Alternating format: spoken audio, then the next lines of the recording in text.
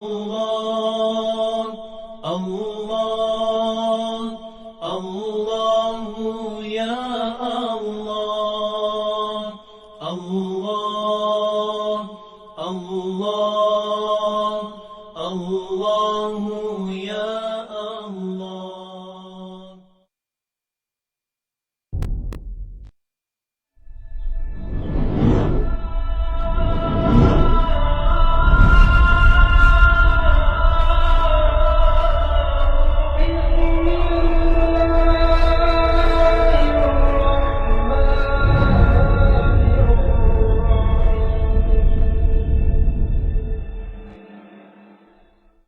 Lepas kot. Jumaat. Betul. Sebelum puasa. Okay. Minggu depan kita dah cerita pasal puasa. Minggu depan nak cerita pasal puasa. Saya tak cerita slide yang biasa saya tunjuk. Saya nak cerita slide lain. Sebab saya slide tu rasanya dah tunjuk kat sini. Minggu depan, kita cerita benda lain pula. Yang ni saya tunjuk kan, kalau slide ni. Tak nampak slide Ustaz. Yang ni saya tunjuk kan. Nah, kan? Tak ada. Tak. Saya nak tunjuk slide lain. Nanti saya nak urai ada beberapa perkara yang kita ambil daripada nota-nota yang kita pernah belajar dulu lah. Ada beberapa perkara lah. Saya nak tunjuk slide ni. Adalah beberapa yang boleh kita cakap dalam masa sejam. Ni mungkin 3-4 slide insyaAllah. Online Ustaz. Online ada. Okey. Sekarang ni kita baca Jamal Beruntut. Dari mana sambung? Ke surat 9 Ustaz. 9. Sunat-sunat wuduk, sambung huruf D. Menyedut tu. Okey. Kita baca kitab ni, buat nota sikit lah.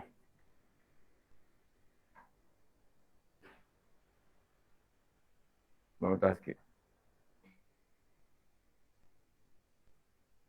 Dan masa buat nota ni, cuba faham. Ada orang kata, Ustaz, saya belajar dengan Ustaz, nota saya terbalik lah, saya kata, 2 tahun online. Tapi saya tak tahu saya faham tidak. Ni agak payah sikit. Buat nota, masa buat tu, otak kena fikir. Jangan belajar jadi macam Malaysia Betul State. Dia Malaysia Betul State tak? Malaysia Betul State, dia boleh betul state kitab. Tapi dia pun tak faham apa benda kitab cakap. Apa jadi Malaysia Betul State? Tapi jadi orang yang belajar dan berfikir. Menyalin dan berfikir.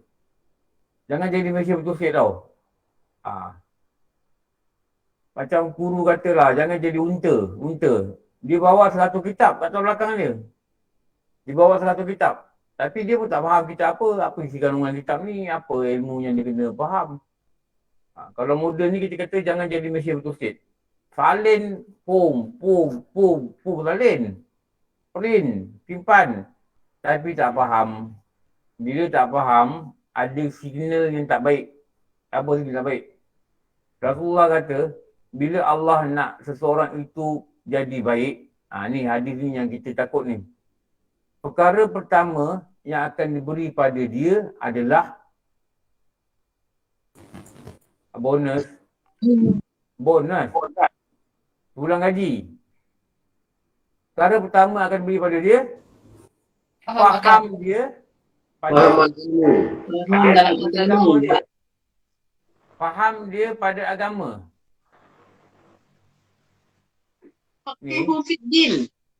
Ni. Fakih dia pada agama, faham dia pada satu benda. Kalau Allah nak kita jadi baik. Kalau Allah nak, orang tak tahan.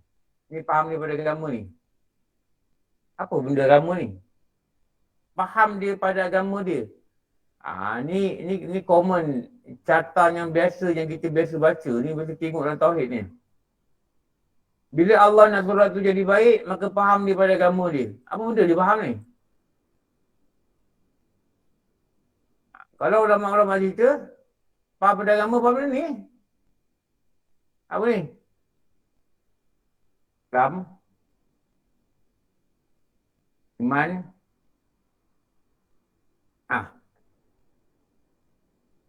Faham dia? Dia faham. Islam ni dia faham apa? Mengucap kalimah syahadat. Dia faham apa? Semayang. Dia faham apa? Puasa. Dia faham apa? Zakat. Dia faham apa? Haji. Iman dia faham apa? Beriman pada Allah, beriman pada malaikat, beriman pada kitab, beriman pada rasul, beriman pada hari akhirat, beriman pada qadar dan qadar. Islam ni apa? Dia faham perjalanan hati dia, bagaimana ibadah itu disusuli dengan hati yang ikhlas, hati yang khusyuk, hati yang baik. Hati yang membawa maksud hanya mendapat reza Allah. Dia faham benda ni, dia faham agama dia. Tapi kalau tak faham, itu signal tak bagus. Itu signal yang tak baik. Apa signal tak baik? Takut, na'udzubillah min zalik. Allah memang tak nak dia baik. Kalau Allah tak nak, siapa pun tak tahan. Kalau Allah nak pun, siapa tak tahan. Tu saya kata, bila faham ni, belajar agama, faham, syukur, Alhamdulillah. Faham, Alhamdulillah. Ya Allah, engkau yang beri. Rasa yang benda tu yang orang tak rasa. Faham, Alhamdulillah. Walaupun benda kecil, faham, Alhamdulillah. Hati ni dia tak habis-habis syukur. Kenapa? Ada signal Allah nak bagi aku jadi orang baik. Jadi orang baik, matinya baik. Matinya baik, husnul khatimah. Husnul khatimah, dalam kubur dah nampak syurga pagi dan petang. Tak masuk lagi. Dalam kubur dah rasa bau syurga, harum syurga dan dia merasa nyaman. Syurga dia luas. Kalau ikut apa yang dikatakan hadis, 70 hasta persegi. 70 hasta ni lebih kurang 100 kaki. 100 hasta ni penyangir. Kita kira 70. Bilik ni ada sampai 70. Jadi berapa lagi? Tengok tile pun tak ada. Tak boleh kira tile. Lepas tu tak sampai 100 kaki ni. 60. Kalau 60. Tak sampai tu lagi. Syurga yang disediakan bagi orang-orang yang mati dalam husnul khatimah ni, yang Rasulullah kata, maka diperluaskanlah kubur dia, bukan syurga kubur. Diperluaskan kubur dia 70 hasta persegi. Hadis dah. Dan dibuat sebuah pintu. Macam ada pintu lah. Nampak pintu. Dan daripada pintu dia, dia melihat syurga pagi dan petang. Dia nampak syurga. Tapi tak masuk lagi. Dia nampak.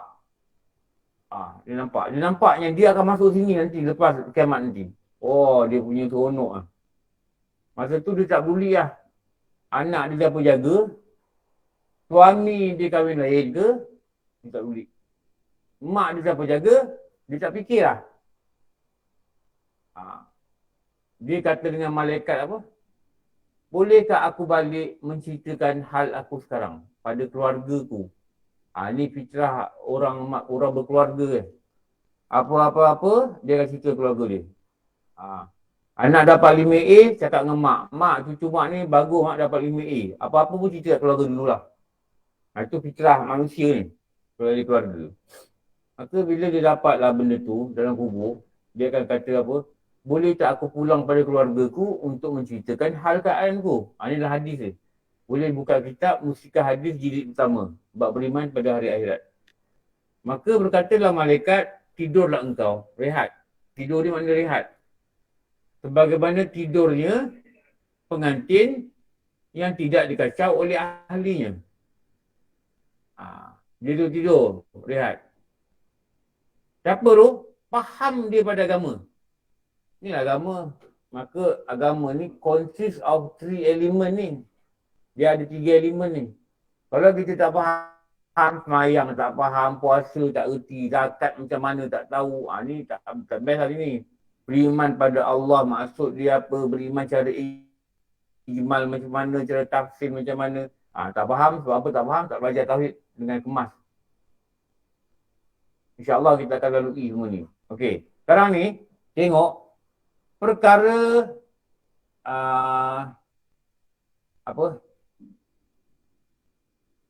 sunat wuduk nombor berapa?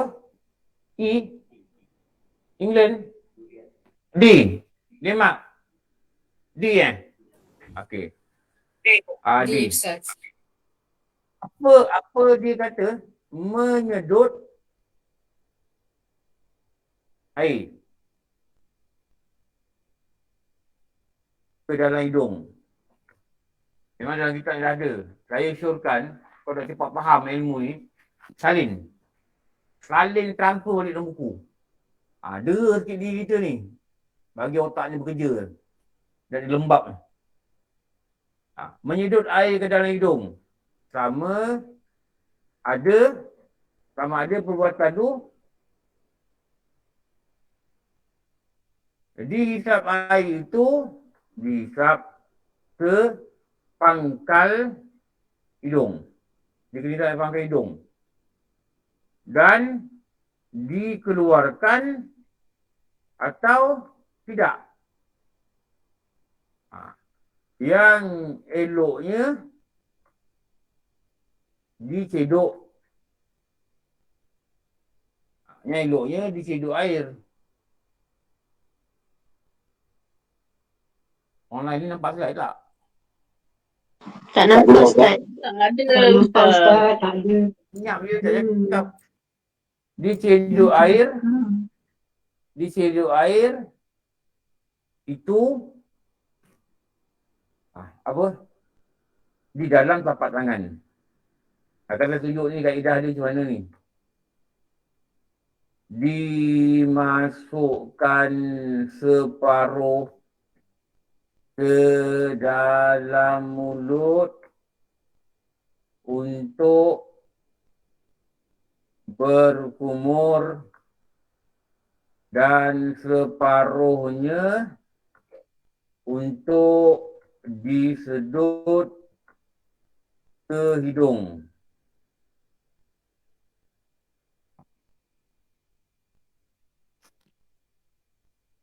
Okey.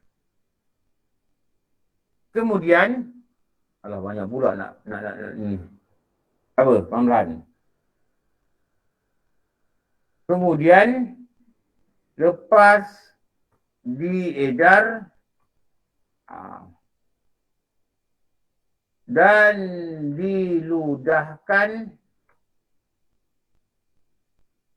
dari dalam mulut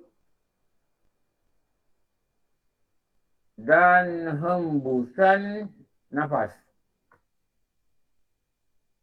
dari dalam hidung.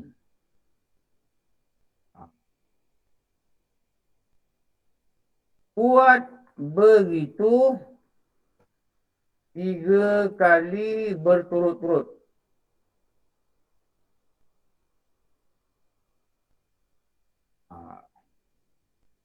Dan dengan sekali jalan begitu lebih baik daripada berasing-asing antara umur dan sedut air ke hidung. Ini tulisan lagi panjang tapi dia punya perbuatan tu tak ada apa-apa lah. Maknanya perbuatan tu kalau nak faham dia mudah itu je. Apa dia nak kata ni? Yang terbaik masuk air dalam hidung dan komor ni yang terbaik buat serentak. 2 perbuatan ni. Satu dia kata komor-komor. Ada lagi satu perbuatan masuk air dalam hidung. Sedut, dia kata sedut. Sedut air ke dalam hidung. Kalau kita nak ringkaskan di cerita beginilah. Ini ada satu kaedah yang terbaik. Gini. Dia ada satu kaedah terbaik. Caranya paling bagus. Kaedah terbaik. Apa dia? Serentak. Serentak. atau serentak lah. Buat serentak, sekali buat. Bersama buat. Kalau lawan serentak, nama dia apa? Pasal kata saya tak buat serentak. Saya buat satu-satu. One by one. Nama dia tertib. Nama dia tertib. Tapi kalau kita komo-komo, dah habis komo-komo, baru masuk air dalam hidung, itu nama tertib. Tapi yang eloknya serentak. Buat macam mana? Cedok air di tapak tangan. Lawak macam ni pun boleh. Lawak macam ni pun boleh. Kalau macam ni, banyak lagi air dapat, kan? Saya tanyalah, kalau ingatlah, apa yang saya cakap dulu kan. Kalau beras, berbukit, masuk tangan, angkat. Apakah nama sukatan yang ada kat tangan ni? Secupak. Cepat. Cupak. Cupak. Cupak tu dikira situ tu. Cuba balik nanti ambil, cuba timbang. Dia 600 gram lebih lah. Ada kata 685, 675, 720, 700. Cuba ni, saya tak sempat lagi. Tak teringat nak buat lah. Tangan dewasa, kaut beras tu, cuba buat. Timbang. Itu nama cupak. Orang dulu dia pakai tangan. Dia mana dia pakai sukatan, dia pakai tangan.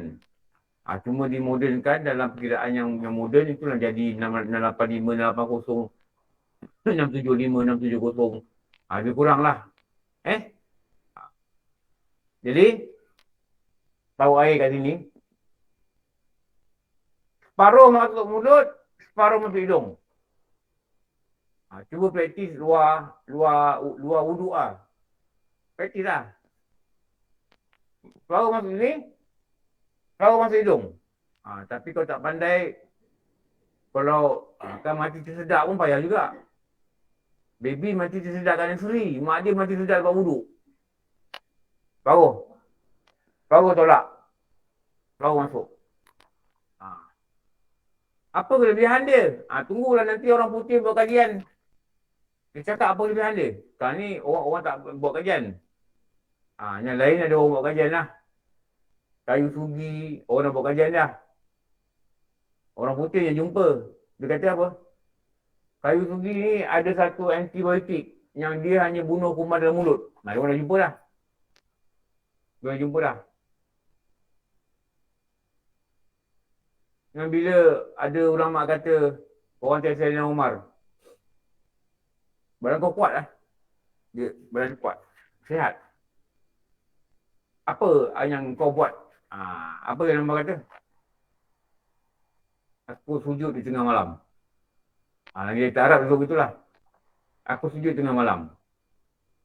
Maka bila orang dah jumpa benda-benda gini kan, orang-orang putih, ahli-ahli apalah, cakaplah ahli-ahli apa, ahli saintis ke apa benda ke, mereka buat kajian, kenapa? Rupanya, tengah malam ni, ulama pun sebut dalam kitab dia. Dia 1/3 malam ni, dia angin yang turun ke bumi, 1/3 malam ni. Kalau kita sedut, kita bernafas, dalam keadaan kita punya kepala di bawah, maknanya darah kita mengalir ke otak. Maknanya tujuh lah, gitu kan. Dan kalau kita bernafas waktu tu dan angin-anginnya 1/3 malam ni, dia memang membawa kesihatan pada badan. Mereka dapat kajian ni lah. Mereka dapat kajian ni. Lepas tu ada, saya tak ingatlah hadis ke apa, dia kata solat malam ni menghilangkan penyakit. Ada juga kata gitu. Lepas tu dia kata bangun malam. Bangun. Pukul 2 ke, dia kalau 1/3 ni, kalau lebih kurang kiraan lah, 2,5. 2,5 ke atas. Bangun, semayang. 2 rakaat pun tak apalah. Kalau dah letih, ngantuk kan. 2 rakaat pun tak apa. Tapi lagi banyak lagi elok lah. 2 rakaat pun tak apa. Kenapa? Dia ada macam-macam kelebihan. Yang Rasulullah sebut dengan satu perkataan, dia kata, Da'bus solihin. Da'bus solihin ni tradisi. Rasulullah iktiraf. Rasulullah ni iktiraf. Bangunlah engkau solat malam kerana dia adalah da'bus solihin. Tradisi orang soleh. Maknanya Rasulullah dia dah endorse tau. Dia dah endorse. So endorse Endorse ni apa bahasa Melayu ni? Memberi kesahan. Endorsement. Rasulullah dah endorse. Perakuan. Perakuan. Rasulullah dah endorse. Malam ni tradisi orang soleh zaman dulu. Maknanya orang soleh. Rasulullah dah bagi pengakuan, ini perbuatan orang soleh. Lepas tu kita kata bangun malam. Cubalah macam mana kan? Cubalah. Kunci jam ke, set handphone ke, apa benda ke, bangun malam. Bangun malam. Ada orang kata kan, dia tanya, Ustaz boleh tak macam nazar? Boleh?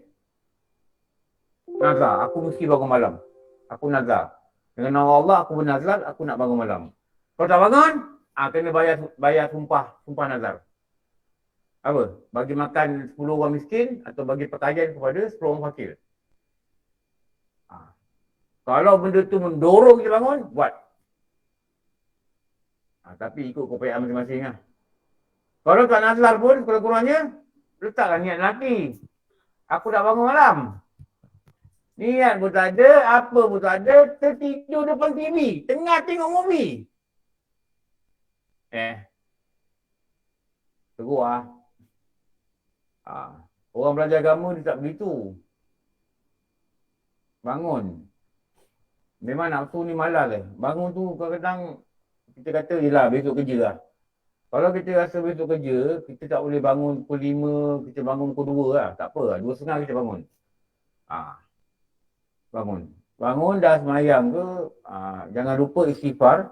Tengoklah upaya kita mana. Kalau upaya kita boleh setengah jam lah. Sudah adat. Kalau upaya kita 10 minit, 10 minit lah. Tapi buat. Kenapa buat? Tradisi orang soleh, dia menghalang kita buat dosa, dia menghapuskan dosa, dan dia menghilangkan penyakit daripada badan. Ini 4 yang dikatakanlah hadis. Ini kata Ustaz saya tak sihat lah. Ni lah apa itu ini. Bangunlah malam. Lain lah kaedah Rasulullah kan. Kaedah para sahabat ni. Bangunlah malam. Bangun apa Ustaz? Besok kerja ngantuk. Okey. Malam ni bangun. Besok tak kerja. Buktikan kata-kata kita itu betul. Bukan ditipu oleh nafsu. Buktikan. Kita bukan hidup kita remote oleh nafsu. Dikontrol oleh nafsu. Kau jawab ni, kau cakap ni. Kau jawab ni. Nafsu dah ada skrip dalam badan dia. Badan kita ni, dia bagi skrip. Bila tanya, ni jawapan kau. Ni jawapan yang logik. Kenapa tak belajar fardu'ain? Ada handbag. Apa handbag? Anak kecil. Ni standard. Ni very standard. Orang pun kata, dia anak kecil. Nanti anak dah besar. Sibuk dengan keluarga. Hujung minggu, anak dah besar ni. Nak tengok dia kat asrama pula. Nak bawa bakul, nak masak nasi, nak makan kat sekolah. Sibuk lagi. Hari Ahad ni biasalah orang kahwin. Dah mati dalam bodoh tau. Kau mati dalam bodoh tak? Ni tak erti. Sifat 20 tak pandai. Tauhid tak tahu. Mana syukur tak erti. Mana sombong tak tahu. Mati dan sombong. Kenapa? Mana sombong tak tahu. Apa mana sombong kan? Apa tarikh sombong? Apa tanda sombong? Ada 29 tanda sombong lah kitab kata. Engkau ada satu tanda ni je, kau sombong. Kau sombong, kau mati. Dan kitab kata, sebesar biji sawi, Nabi kata, ada sombong mati, maka Allah haramkan dia syurga. Dan kita tak belajar. Ni berat lah. Ni benda berat lah. Saya cakap jangan ketipu dengan alasan kita lah. Jangan kita ketipu dengan alasan kita. Sibuk, ini balik kerja malam, tak tahu hari kerja malam. Betul tak? Ada hari mungkin maghrib dah sampai rumah. Pergilah masjid belajar. Okey, ni serentak. Ni. Jadi sunat dia bukan saja kumur-kumur, sunat dia bukan sedut air dari hidung, sunatnya juga adalah serentak. Satu. Lagi sunat dia apa ni kat sini ni? Apa ni? 3 kali. Atau dalam kitab kata meniga. Meniga-liga. Kalau dalam kitab lama dia tulis perkataan meniga-liga. Ini satu lagi sunat. Meniga-liga. Satu lagi sunat apa? Ni. Dikatakan perkataan ni. Apa? Ni mualat. Apa mualat? Berturut-turut. Ini mualat. Jadi ada 3 perbuatan sunat. Yang saya dah cakap dulu, apa fungsi sedut air dalam hidung, apa fungsi kumur. Dah cerita kan? Mengesan air. Dia sebagai alat pengesan. Yang saya cakap lah, saya tak nak ulang lagi lah. Tu.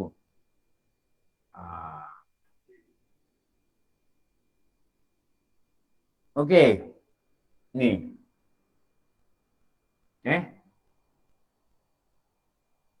Kalau ni,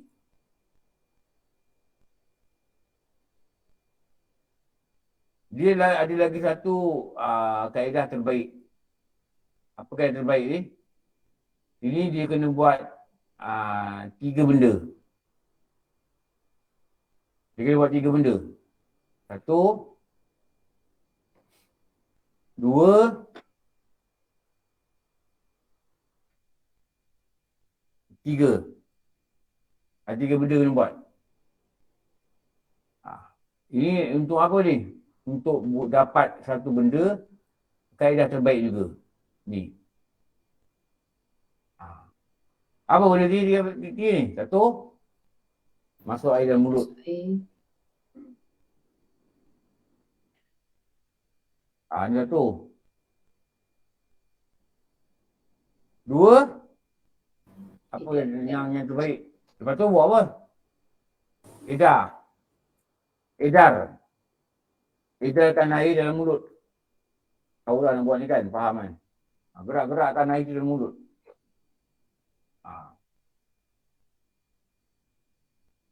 Tiga, luahkan. Luahkan apa? Keluarkan. Luahkan isi hatimu. Bos, setiap hati bos. Saya kerja 20 tahun tak pernah dapat ACP, APC. Luahkan. Keluarkan. Ni 3. Ini kaedah yang terbaik. Ada orang masuk, air keluarkan terus. Dia tak edah. Okey. Kalau kita punya mulut gusi kita berdarah, tahu, sebelum sembahyang, kita kena masuk air dan kita kena basuh sampai ghargharah. Tahu nak macam ni? Komo? Tu. Tahu? Mesti sampai situ basuh. Keluarkan. Kalau komo-komo saja, tak sampai situ, takut kat situ ada darah. Yang dekat sini, ada darah. Jadi kalau mayang tak sah. Apa? Dia yang perlu dibasuh, ghargharah. Itu yang dikatakan nyamuk sampai ke ghargharah. Itu dikatakan pintu taubat itu tertutup apabila nyamukmu telah sampai ke ghargharah. Dia orang nak mati ni, dia akan satu peringkat, dia akan bunyi macam berkeruh tau. Bunyi berkeruh dia, nampak dia kat sini, tu ghargharah. Jadi kalau dalam fiqah sebut begitulah. Lepas tu kalau gusi berdarah, kalau dia keluar sendiri waktu semayang, dia dimaafkan. Tapi kalau dia buat sini, dia dihisap, tarik. Dia rasa sakit, dihisap. Keluar darah. Itu yang batal solat. Apa? Perbuatan musalli. Lepas tu kalau Kita komo kalau pada gusi berdarah ni, kita kena buat sampai garah-garah. Bukan komo gini. Tak, dia sampai dia dongak sikit. Supaya dia sampai pada had yang air lalu pada dia dan diluahkan. Tu nak kena hati-hati sikit. Kita kena ubah apa? Kita kena ubah sikap, cara berwuduk lah. Macam mana buka pipe je, pam batu muka. Ni kena ubah sikap. Kalau kita fikir begitu, kita takkan buat dua benda ni lah sampai bila. Maknanya kena ubah. Baca, belajar, sunat dengan betul. Bila belajar ni, letak niat dalam hati, aku nak buat. Kena buat begitu. Azam dulu, niat tu. Apa ni aku nak buat. Selama ni ambil wuduk, mula batu muka je. Yang belakang ni tak peduli. Aku nak buat. Bagi satu rugi kan yang dia cakap tu kan. Kan dia doa dia kan. Bila masuk air dalam hidung, apa doa dia? Ya Allah, jadikanlah hidung aku mancung. Dapat cium bau syurga. Cium bau syurga. Macam hidung pelakon Korea. Itu dia buat tu. Dia modified.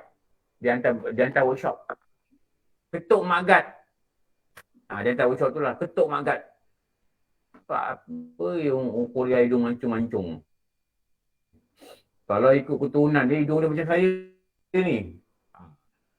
Tapi nampak hidung macam mancung. Ni ramai orang kata dia modified. Bila modified kadang muka dia macam kartun.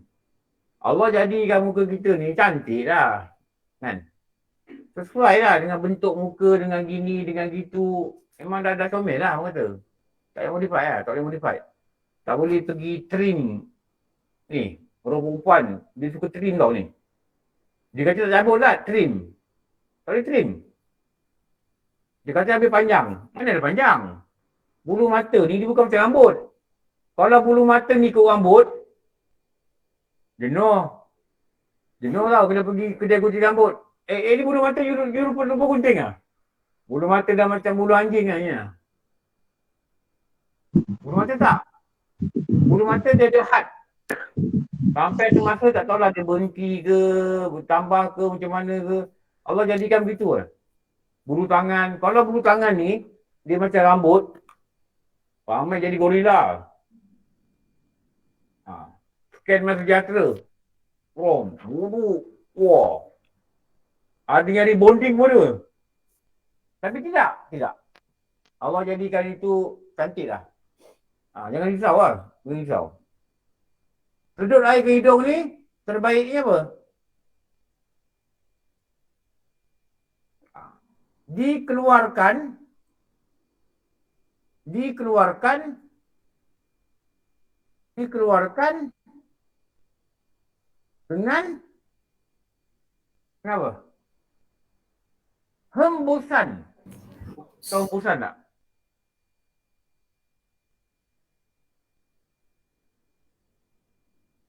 Hembusan nafas tu tengok cerita kungfu kan. Kau cerita kungfu kan. Tengok dia punya yang kungfu ni lah. Kan dia berlatih pagi kan. Ada gunung dekat kampung ni lah. Tarik nafas. Kan dia kan. Satu. Lepas tu bila tarik lagi. Kan dia berlatih kan. Turun. Memang ada latihan pernafasan dekat kesihatan ni memang ada lah. Dulu arwah mak saya dulu, dia punya oksigen low. Dululah. Dia patah kaki. Arwah mak saya ni. Dia dah orang tua kan, dia tak nak pergi hospital. Dia patah kaki, dia jatuh kat bilik air. Dia duduk, kursi biasa ni. Kakak saya cakap, lepas tu dia nak alih kursi tu. Dia bangun, dia nak alih, dia jatuh. Jatuh situ je. Patah kaki, nampak kaki dia. Bila orang patah kan, tulang tu macam terkeluar.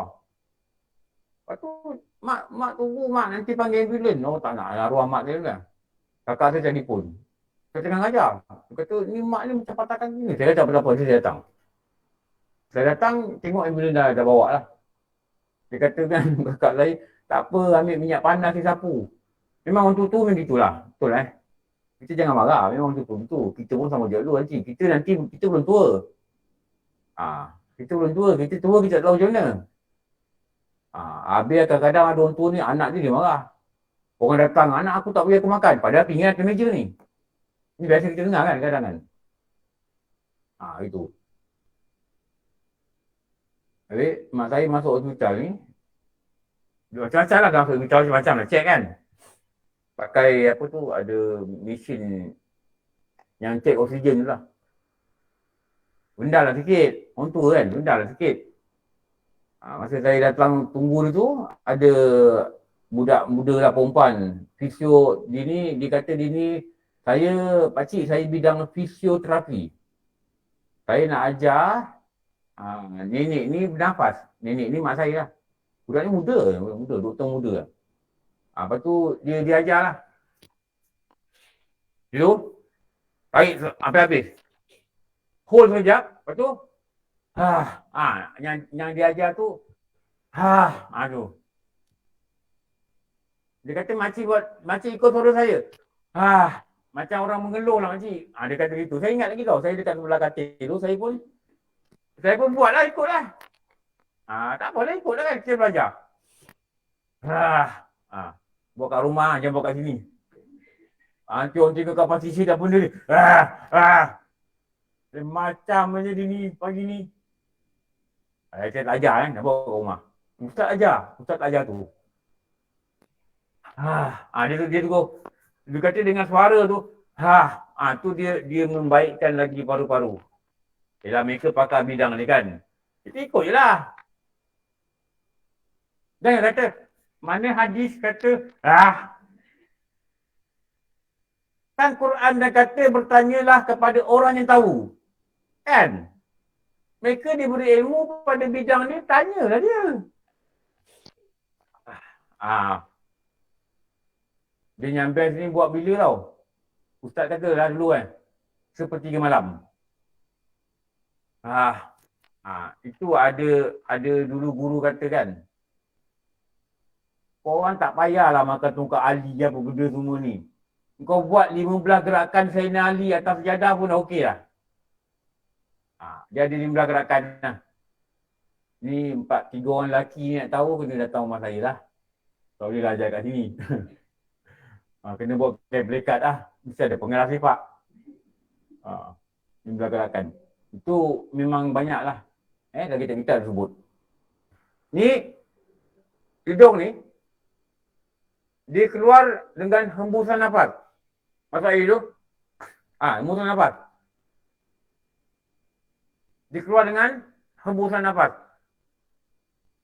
Lepas tu dulu kalau Ustaz Samsul kan. Ustaz Samsul Al-Alami. Saya ngaji dengan dia Tauhid. Saya ngaji dengan dia dulu di Salah Tauhid. Penawar berganti pun sempat lah tapi tak habis. Masa tu dah sibuk dah ambil master. Sekarang ni dia dah ada PhD. Orang panggil dia doktor.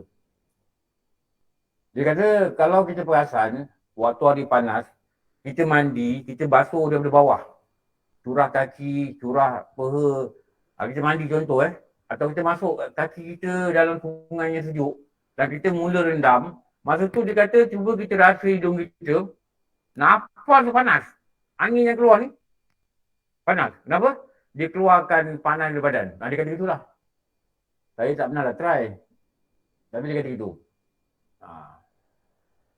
Bila masuk dalam hidung ni, keluar ni mesti ikut saluran nafas. Masuk dalam hidung, bernafas. Bila bernafas, tarik nafas, sedut. Sedut kat hidung. Sedut kat hidung. Bila sedut hidung tu tak nafas. Lepas tu, keluarlah jangan tahan, mati pula kan. Itu. Adalah kebaikan kesihatan ni, jangan risaulah.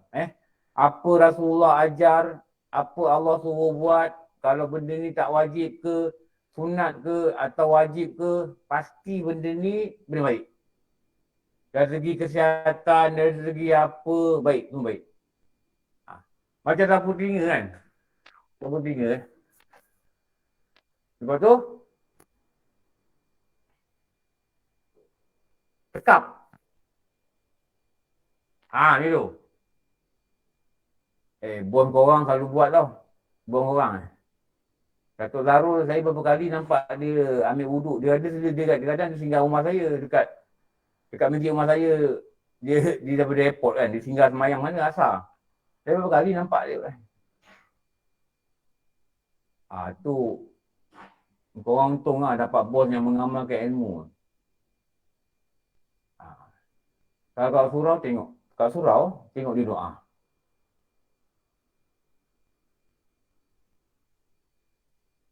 Dia angkat tangan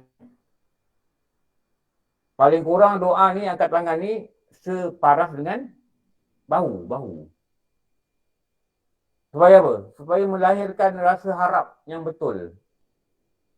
Nanti tengok dia angkat tangan kat surau. Saya puji lah beberapa orang yang bukan kata nak murid lah, kawan-kawan yang ikut saya lah kan, yang kongsi lah, tim kongsi saya ni. Yang kata nak murid pun tak layak saya nak ngajar orang. Mereka boleh buat apa yang kita cakap. Betul dia. Cara dia angkat tangan, cara dia berdoa, macam mana yang kita suruh dia boleh buat.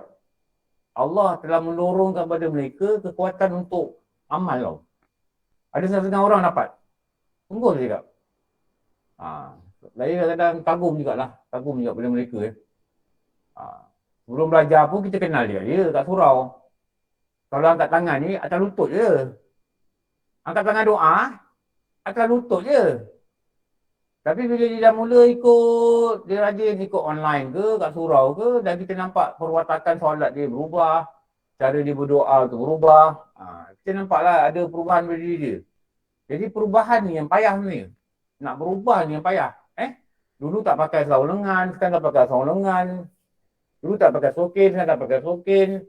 Dulu mula-mula jumpa, tutup mata merah, buka mata oren, penyit mata hijau. Dah macam traffic light lah. Sekarang traffic light dah tak ada. Dah tak ada. Dulu kadang muka dah macam zebra crossing. Kejap hitam tinggi putih ni. Pakai bedak tak ada. Sekarang ni bedak dah tak ada lah. Kenapa? Dia faham. Kita boleh perhati perubahan walaupun kita tak cakap.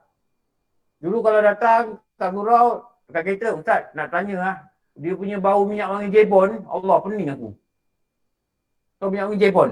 Jebon lah. Jadi korang tu lah bon-bon tu. Jebon? Oh bukan jebon. Kau jebon kan Aku ingat jebon nama dia. Siapa tu Pak? Jebon. Itu film dia. Siapa tu Pak? Jebon. Kenapa itu dia ada perubahan. Dia saya kalau pagi-pagi masuk lift kan. Kalau perempuan ada dalam lift memang bau jebon. Tapi tadi saya masuk lift ada 4 orang perempuan. Lift ni boleh 5 orang boleh masuk Boleh? Tak boleh Tak boleh. Saya masuk je tadi. Saya tak masuk je lah. Lagipun masuk tingkat 3. Lepas tu baru keluar kabut nak tengok WhatsApp. Tingkat berapa ni?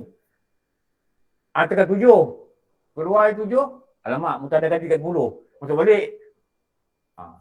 Tapi dari tadi masuk ada 4 orang perempuan. Tak ada bau perfume. Wah, ni best.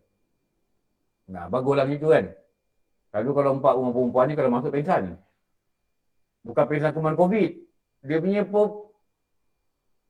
sini bau jebon, sini bau ebon, tak pening benda. Jangan pakai perfume lah. Tak bagus. Kalau kita rasa badan kita berbau, kita rawat. Kita cuba rawat. Rawat cara apa? Adalah rawatan-rawatan ni kan. Niatkan ya Allah, hilangkanlah bau kat badan aku. Supaya aku tak perlu pakai perfume. Kenapa? Pakai perfume lelaki cium, dia dikatakan penzina. Penzina. Itulah hadis tu. Ini keluar nafas ni, hembus. Masuk, separuh kat sini, separuh kat sini. Kalau tak boleh buat asing-asing. Tapi buat dengan perfect. Apa? Masuk, edah, luar. Dan ada kitab juga katakan, di luar tu dengan tajam. Tajam. Pancit lah macam air tu. Bukan luar ke buka. Dan jagalah tata susila. Kadang-kadang kita tengok orang yang wuduk ni, pui. Aku kata pakcik ni aku turing pula kepala dia kamu. Ada orang itu kan? Orang tua lah selalu, orang muda tak ada buat. Orang tua kan? Dia bukan kira tau. Wah. Kata pakcik, kau ada orang sebelah ni. Dia punya berkahak tu macam nak keluar tekak tau. Kau tu, hei! Dia marah bini dia ke apa kata ni? Dia marah siapa ni? Kau tu buat lagi, hei! Oh, ini ilmu apa ni nak belajar ni? Ilmu apa dia pakai ni? Mungkin ada benda, ada ilmu dalam kan, nak tahu juga. Jaga dah tata susila kan. Kita ni ada orang keliling. Macam orang pergi haji kan, makan. Kita grup kita sini, grup negeri lain kat situ. Makan semeja kan. Cuma tempat makan ni meja dia, buffet dia, buffet kita, buffet kita. Kadang-kadang ini orang Malaysia, ini orang negara ni. Kadang-kadang ada negara ni, mereka ni, begitu je lah. Tengah makan, baru tu tengah makan. Tengah makan ni. Kita sebelah dia ni. Allah. Tapi, ialah orang kata kan, haji ni dia punya syarat dia 3. Ni 3 dia pegang. Apa? Sabar, sabar, sabar. Memang itu. Sabar, sabar, sabar. Dia ada 3 S. Apa? Susun. Apa? 5 S. Susun. Apa dah? Saya selalu tengok kat luar. Tadi mas keluar je lift. Anda marah.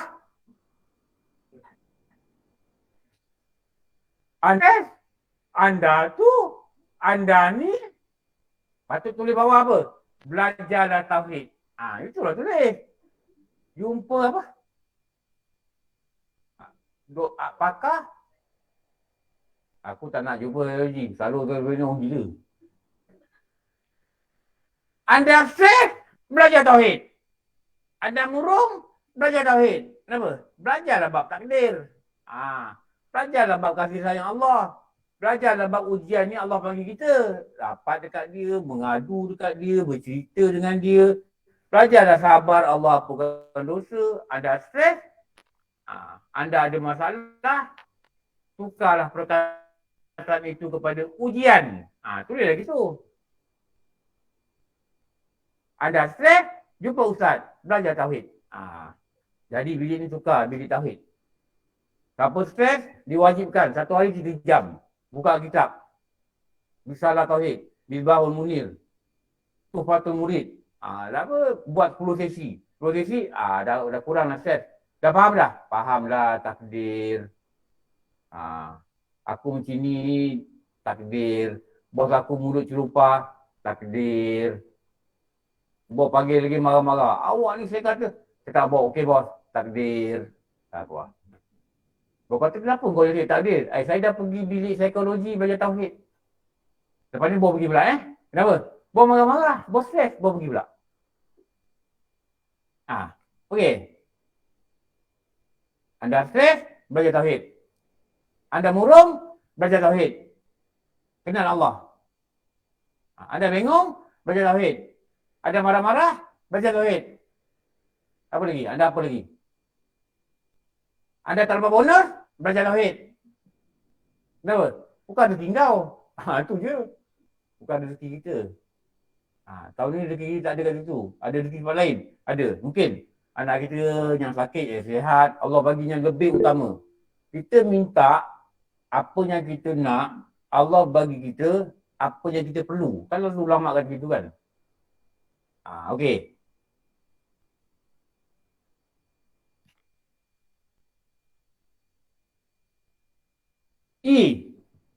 Alah, dah pukul 9 tak dah. Jam ni cepatlah. Cepat kan?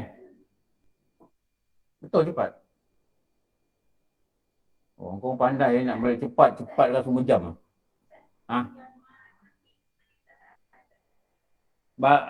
Masuk air dalam hidung. Ya Allah. Apa? Jadi kalau hidung aku mencium bau syurga. Bau syurga. Syurga ni dia ada bau.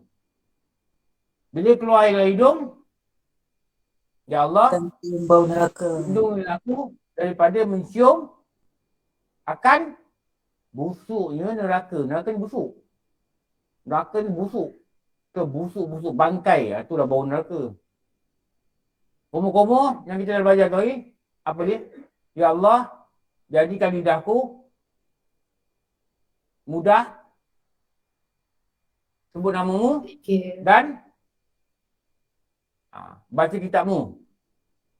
Dan ada kitab lain juga kata, kalau bila dia kata, dia kata apa? Dan kekalkanlah ia pada kalimah Thayyibah. Apa kalimah Thayyibah? Di akhir hayatku. Apa kalimah Thayyibah? Berkumandanglah kalimah Thayyibah dari pembela agama kebenaran. Keindahan Islam telah terpancar dari harta si kaya yang pemurah. Apa kalimah Thayyibah? La ilaha illallah. Thayyib ni bahasa Melayu apa? Orang Arab kata Thayyib. Jadi kalau Thayyib dia buat ini. Thayyib orang Arab.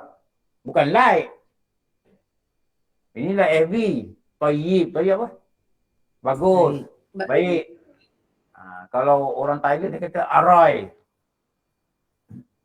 Aroy. Dulu saya pergi Thailand dulu. First time pergi lah. 91 pergi Phuket. Kita cakap lah orang putih, dia pun cakap orang putih berterabur, kita pun berterabur, okey lah tu. Kan dia kata Aroy. Aroy. Dia kata apa benda Aroy ni? Dia punya Aroy ni bagus. Betul buat sini. Aroy. Baik. Kalau orang Jawa, ini apa? Jangan malu mengatakan kita Jawa. Apa? Jempol. Jempol. Dulu saya baru tahu bila saya pergi haji ya. Pergi haji ambil gambar. Ustaz Mutawil ni orang Jawa. Ustaz tunjuk jempol. Apa jempol aku kata?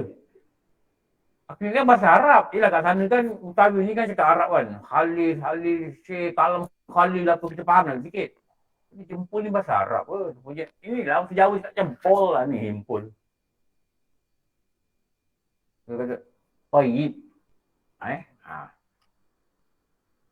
Dan kekalkanlah lidahku atas perkataan kalimah Thayyibah. Thayyibah ni kalimah yang terbaik adalah datang daripada zikir yang terbaik. Afdal dikri fa'lam. Afdal zikir fa'lam. Ketahuilah. Itu yang tahlil kan. Allah dikri fa'lam annahu sesungguhnya la ilaha illallah. Itu yang kita baca. La ilaha illallah ni seafdal zikir. Afdal dikri fa'lam. Jadi dalam susunan kitab itu, ya Allah jadikanlah lidahku mudah sebut nama, maknanya mudah zikir. Mudah baca kitab, baca Quran. Mudah baca Quran, mudah nak baca kitab-kitab syariah ke, mengaji ke. Dan kekalkanlah dia pada kalimah Thayyibah di akhir hayatku. Ni ada beberapa kitab yang lain yang disebut. Okey. Lepas ni amal lah. Ni kan ambil wuduk kan. Nak duha ke, nak sembahyang zuhur ke.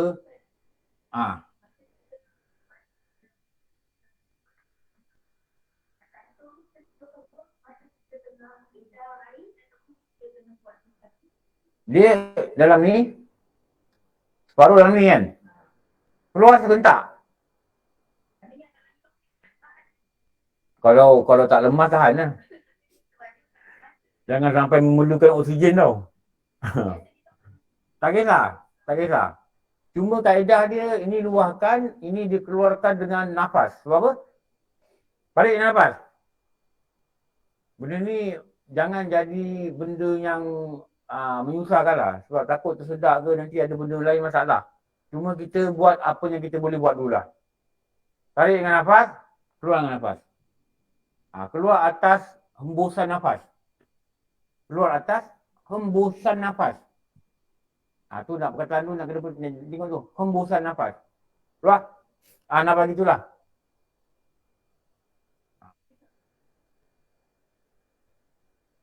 dulu ada ustaz cakap, ada satu Ustaz Muhammad Al-Amin. Kenal kan? Al-Amin ni popular. Dia dapat satu ilmu daripada Imam Masjid yang dekat Palestin lah. Imam Masjid Baitul Maqdis. Dia kata. Apa ayat tu? Wa iza as tanafas. Apa ayat apa? Saya lupa lah. Ada ayat tu lah.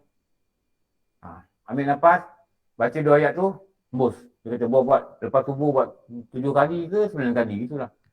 Itu juga dikatakan menjaga kesejahteraan pernafasan. Ada ayat tu nanti juga dalam Quran.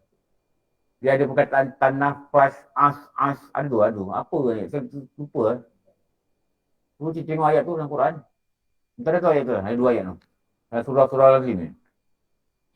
Tu boleh juga amalkan lah. Boleh juga amalkan. Dan ada juga dulu guru cakap apa. Kira 1/3 malam ni lah. Tarik nafas. Niatkan. Apa juga kebaikan yang keliling kita ni. Benda-benda baik ke. Masuklah pada kita. Betul? Keluarkan. Keluarkan. Tarik dalam. Keluarkan. Bila keluarkan, niat apa? Apa saja mazmuman dalam diri kita, apa je kuman-kuman dalam diri kita, dalam badan kita, ya Allah, kau keluarkan. Ada juga ulama ajar gitu. Bila? 1/3 malam. Ada ajar gitu juga. Buatlah mana-mana boleh buat. Kan? Untuk kebaikan buat je tak apa. Menyapu, sambung lah. 10 lah. 10. 9 dah. Bila nak habis ni Ustaz?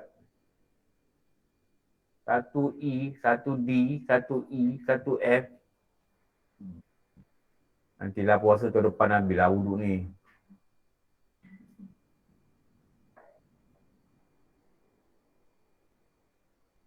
Ni, sambung sini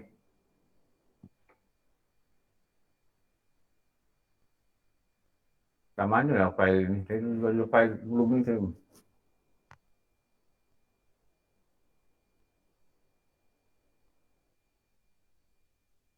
Okey, cukup. Nanti minggu depan kita Murtaza ingatkan dalam iklan-iklan kita nak cerita pasal imaman wahtisaban. Nak cerita pasal puasa lah. Saya tak cerita slide yang biasa cerita. Saya cerita benda lain. Supaya kita ni Allah beri saya dan kawan-kawan, adik-adik, anak-anak kat sini ada motivasi doing the best